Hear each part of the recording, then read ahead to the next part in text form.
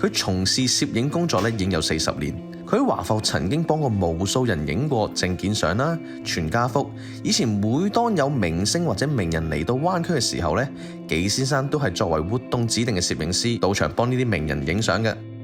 我87歲，因為我覺得咧，一個人如果真係話根本無所事事做咩啦，反正我就覺得我朝頭早去游水，游完水咧翻嚟返工，我就10點開到4點。對我嚟講咧，10點至4點我都唔覺得有攰呢個問題，完全冇。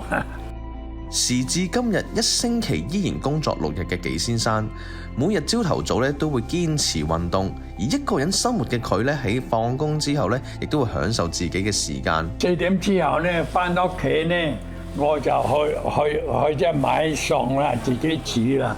因為自己煮咧都係一種嘅興趣啊！